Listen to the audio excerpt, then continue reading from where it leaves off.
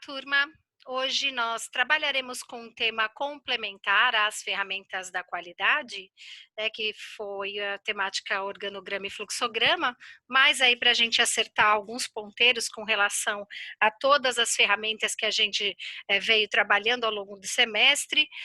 As empresas, desde a da época da própria Revolução Francesa e Revolução Industrial, as empresas vem crescendo gradativamente a partir mesmo da questão do consumo, tanto de bens quanto de serviços, e a busca de estratégias de gestão que sejam eficazes, né, é uma questão de sobrevivência das empresas no mercado de trabalho.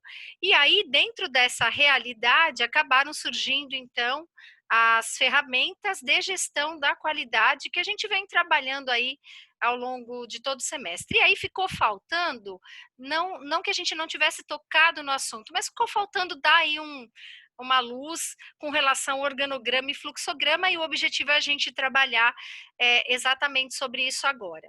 Só que antes da gente falar do organograma e do fluxograma pontualmente, eu gostaria de trabalhar com vocês algumas questões históricas. Então, reforçando para vocês com relação à origem dessas ferramentas da qualidade, entendemos que a partir do momento que o mundo passou por uma Revolução Francesa, né, em que vários paradigmas com relação à estrutura econômica, política, social, foram quebrados, surgiram novas ideias, novos conceitos para muitas coisas, e posterior à questão da Revolução Francesa, aí, posterior ao contemporâneo, né, depende da Revolução Francesa, né, da fase da Revolução Francesa, nós tivemos aí uma substituição da mão de obra artesanal pela mão de obra industrial. E aí o crescimento das empresas. E com esse crescimento do consumo também, né? Que a gente também não pode desarticular dessa questão. Então, cresce empresa, cresce consumo, consumo de bem, consumo de serviço, as empresas sentiram necessidade de organizar melhor os seus processos, de padronizar os seus processos. E daí surgiram os mecanismos de gestão, e dentro dos mecanismos de gestão, a questão da qualidade, e imbricado a questão de qualidade, as ferramentas de qualidade que a gente vem trabalhando. O organograma, por sua vez, é uma das ferramentas que representa visualmente a estrutura formal de uma organização, porque a gente sabe que tem estrutura formal e estrutura informal, que são as relações que não aparecem no organograma. A estrutura formal, que é representada por essa figura que vocês estão vendo aqui, ela vai determinar como as pessoas se articulam dentro da empresa em quesito de hierarquia, tipo, quem manda em quem. Tá? Então, aqui a gente pode ver que a gerência geral está acima das outras gerências, abaixo tem as gerências de pessoal, produção, marketing e finança na mesma linha, e abaixo dessas gerências vão entrar as outras categorias profissionais. E à medida que você vai verticalizando, né, porque ela trabalha na verticalização, à medida que você vai verticalizando e descendo, você vai atingindo níveis inferiores ou de subordinação. E isso é importante que a gente entenda. Por que a gente usa, então, o organograma? Olha, o organograma ele é utilizado para mostrar quem manda em quem numa determinada organização, né? Em linguagem técnica, os níveis hierárquicos da empresa. Ele pode ser clássico ou vertical, e geralmente é o que mais a gente utiliza. E hierarquias podem ser centralizadas ou descentralizadas. Isso acaba aparecendo também no próprio organograma. Então, organogramas do tipo matricial, eles acabam tendo uma articulação também no horizontal, o que acaba quebrando um pouquinho a hierarquia dos organogramas que são muito verticalizados, né? Mas tem empresas que não têm essa questão matricial, ou seja, não tem essa articulação, descentralização de poder horizontal, né? Então elas são mais verticais e mais de poder centralizado. Então acaba vendo a gente pelo próprio organograma, a gente consegue observar essa questão da hierarquia. Aqui tem algumas convenções que é bem legal que vocês saibam para poder montar um organograma. Então, primeiro, a gente trabalha com linha cheia para conectar os retângulos onde estão os cargos, né? E na vertical, quem manda em quem, na horizontal, pessoas que são de mesma hierarquia.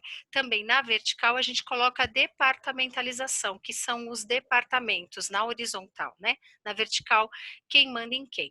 Eventualmente, nesse tipo de desenho, nós temos também órgãos de assessoria, ou que a gente chama de staff.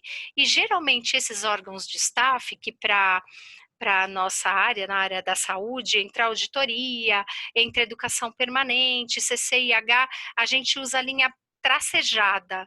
A gente usa o tracejadinho aí para representar esse tipo de órgão de assessoria que não necessariamente tem uma relação de controle, né, de hierarquia sobre os outros. A gente procura não abreviar, né, o correto é não abreviar termos, palavras no organograma, mas a gente pode usar legenda se tiver, não couber, a gente tiver que abreviar, pode usar uma legenda, mas o ideal é que não usar abreviação, gente. Isso é importante também que vocês saibam. Por que é bom o organograma? Ele apresenta rapidamente os níveis de hierarquia da organização, ou seja, quem manda em quem, né? Também apresenta os órgãos de suporte, de apoio, de staff, o que vai ajudar com que as pessoas formalizem a comunicação, né? Se tem que pedir alguma coisa para alguém, se tem que encaminhar para alguém, a gente pelo organograma consegue detectar qual é o segmento que eu devo seguir. O que é a desvantagem? Não indica todas as relações organizacionais, as informais principalmente, né? Ou aquela comunicação em relação parreira, ela é estática, a empresa não é estática, ela está sempre mudando, então, eventualmente, você tem que pensar que você tem que mudar sempre também o seu organograma, e isso acaba sendo um problema, porque isso é aprovado em conselhos, faz parte do regimento da instituição, então é uma questão mais burocrática e complicada.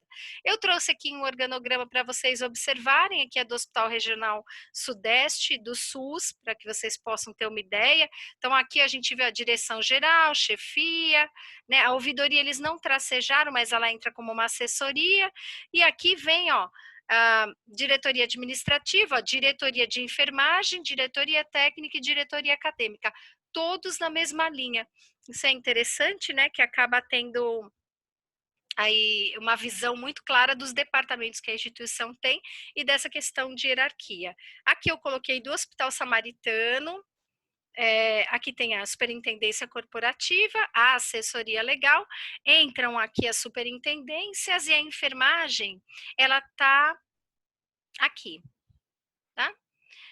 Tem assessoria de enfermagem também na superintendência médica, mas a enfermagem ela está aqui conectada direto à superintendência corporativa. É legal a gente observar onde que está a enfermagem no organograma, porque quanto mais ela tiver ligada a uma hierarquia superior, mais autonomia ela tem. Quanto mais ela tiver abaixo das hierarquias, né, inferiores, superintendência, diretoria, menos autonomia ela tem.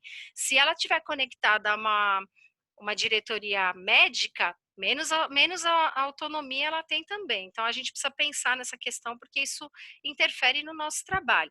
E aqui, justamente para a gente conversar sobre uma questão relativa aí quem manda e quem obedece, então, a gente trabalha com organograma justamente para representar quem manda em quem, tá? O fato é esse, principalmente se você tem uma empresa mais autocrata, que tem uma cultura institucional de competição, então as relações de trabalho elas são bem complicadas e a gente precisa reconhecer isso para poder saber onde que a gente está pisando e qual comportamento a gente deve ter. Então aqui essa charge fica aí para vocês para reflexão.